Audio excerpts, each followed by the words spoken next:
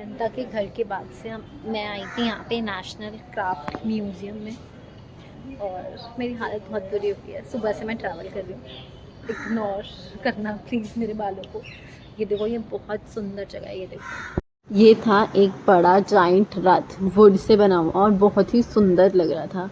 इसी के सामने थी ये कुछ पेंटिंग और ये तुम्हें शायद तमीज़ से विजिबल भी नहीं हो रही होगी। ये थी हैंडमेड मूर्तियाँ। और फिर उसके बाद हम गए अंदर। अंदर जाते ही मेरी नज़र पड़ी इन पपेट्स के ऊपर और इन पपेट्स के बारे में कुछ लिखा हुआ था, लेकिन मैं पढ़ने में बिल्कुल भी इंटरेस्टेड नहीं थी।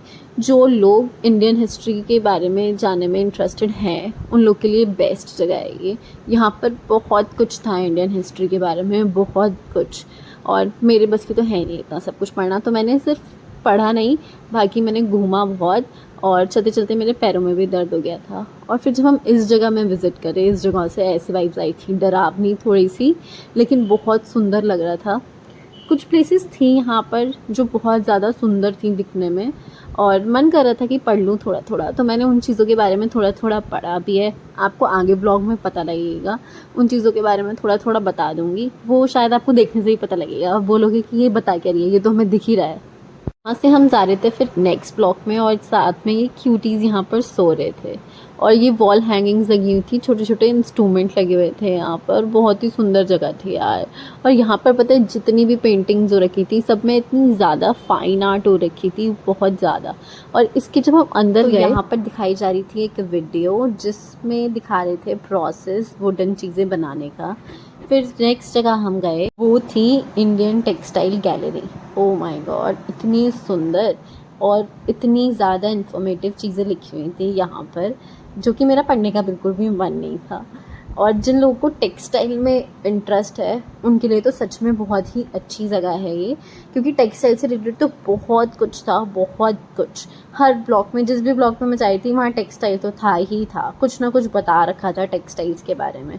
और ये थी इंडियन डाइज, इंडियन डाइज नहीं, सॉरी नेचुरल डाइज थी ये। यहाँ पर दिखा रखा था यार्न बनाने का प्रोसेस इस मशीन के थ्रू। अगर मैं भूल गई इस मशीन को क्या बोलते हैं, अगर आपको याद हो तो कमेंट सेक्शन में बताना कि इस मशीन को क्या बोलते हैं। गांधी जी को मोस्टली देखा होगा चलाते हुए। और फिर आ गए थे यहाँ पे अलग अलग तरीके के टेक्सटाइल के पैटर्न, देखने में मज़ा भी आ रहा था। तो ये थी एक पोशाक जो कि राजस्थान के लोग पहनते हैं, ज़्यादातर इसे बोलते हैं राजस्थानी पोशाक। और ये थी नॉर्थ के लोग बोलते हैं अंग रखा। ये भी दिखने में बहुत ज़्यादा सुंदर थी। ये येलो वाला दिख रहा है पोंचू टाइप का, ये पहनते हैं नॉर्थ के लोग। और यहाँ पे रखी हुई थी डिफरेंट टाइप की पगड़ियाँ जो कि राजा महाराजा लोग पहनते थे पुराने ज़माने में। और थी यहाँ पे बहुत सारे डिफरेंट टाइप के टेक्सटाइल। और ये थी बंजारा कढ़ाई और डिफरेंट टाइप के प्रिंट्स थे। और यहाँ पे एक चीज़ और थी कि आपको ना एक ईयरफोन्स दिए जाते हैं जिसके थ्रू आपको पता लगता रहता है कि कौन से नंबर के बारे में बात हो रही है। वो आपको सब कुछ बताते हैं ईयरफोन्स में, हर चीज़ के बारे में कि ये चीज़ है और उसकी पूरी हिस्ट्री वगैरह सब कुछ बताते हैं।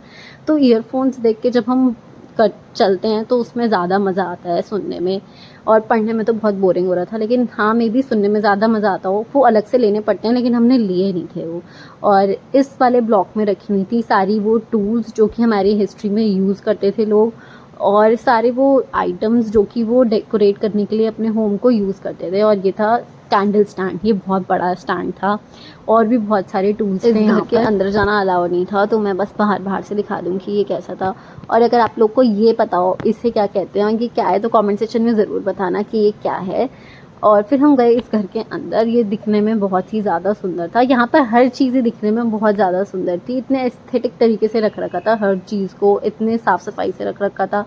और यहाँ पे चीज़ों के पास जाना मना था, छूने भी नहीं दे रहे थे, लिटरली बिल्कुल भी टच नहीं होने दे रहे थे थोड़ा सा भी चीज़ों से। और ये अंदर से देखो कितना सुंदर था। वैसे तो इसे ब्लॉक कर रखा था लेकिन फिर भी मैंने एक वीडियो इसकी बना ली ऐसे ही। ऐसा बिल्कुल वैसी ही वाइब्स आ रही थी जैसे हम किसी पुराने ज़माने के घर में हो। और फिर नेक्स्ट हमने देखा ये वॉल हैंगिंग लगी हुई थी, और ये वॉल हैंगिंग दिखा रही थी कि ये ईरान के हिसाब से नीचे वाला जो है ये नर्क है और जो ऊपर वाली दिखाई थी मैंने अभी वो स्वर्ग है। उसके बाद हम जिस रूम में गए थे वहाँ पर सारी चीज़ें लकड़ी की रखी हुई थी और हर लकड़ी की चीज़ के ऊपर एक डिज़ाइन बना हुआ था। वो डिज़ाइन जो था या तो तुम्हें कोई मैसेज देगा या तो तुम्हें कोई स्टोरी कन्वे करेगा। और देख रहे हो कितनी छोटी छोटी क्यूट सी चीज़ें रखी हुई हैं। और ये था मेरा द मोस्ट फेवरेट ब्लॉग। यहाँ पे जितनी भी ड्रेसेस थी ना यार, सब इतनी सुंदर ड्रेसेस थी, इतनी ज़्यादा कि मेरा मन कर रहा था कि मैं उतार के सारी ड्रेसेस एक बार ट्राई कर लूँ। और यहाँ पे जितनी भी ड्रेसेस थी ये सारी मॉडर्न ड्रेसेस थी। हाँ, इन्हें बनाने के लिए हेल्प ली गई थी हमारी इंडियन टेक्सटाइल हिस्ट्री की। और ये कितनी ज़्यादा सुंदर थी आप भी देख सकते हो। लेकिन हाँ, पता है यहाँ पर ना सेल्फ़ी लेना अलाउड नहीं था। सिर्फ तुम ड्रेसेस को अपनी वीडियोज़ फ़ोटोज़ में ले सकते हो, लेकिन अपनी फ़ोटो यहाँ पे नहीं खींच सकते। जब मैं इस ब्लॉग के अंदर एंटर हुई थी तब मेरे रिएक्शन ऐसे थे, वाह कितनी सुंदर ड्रेसेस हैं।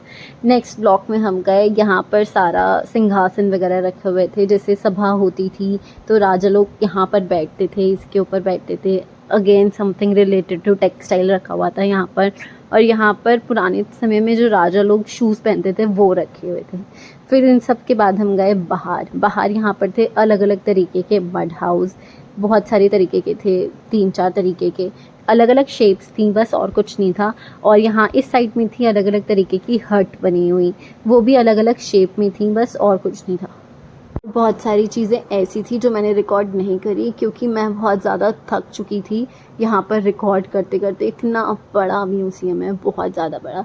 हाँ, अब मैं यही रिकमेंड करूँगी जिससे इस म्यूज़ियम में ज़रूर जाना चाहिए। और साथ साथ जो टेक्सटाइल हमने अंदर देखे थे वो यहाँ पर सेल भी हो रहे थे, बट बहुत कॉस्टली थे। और इसके बाद हमने खाया और हम लोग घर चले गए। वो मैंने रिकॉर्ड नहीं करा खाया हुआ क्योंकि अगेन हम बहुत ज़्यादा थक चुके थे चल चल के। वीडियो अच्छी लगी हो तो वीडियो को लाइक करना, कमेंट करना और चैनल को सब्सक्राइब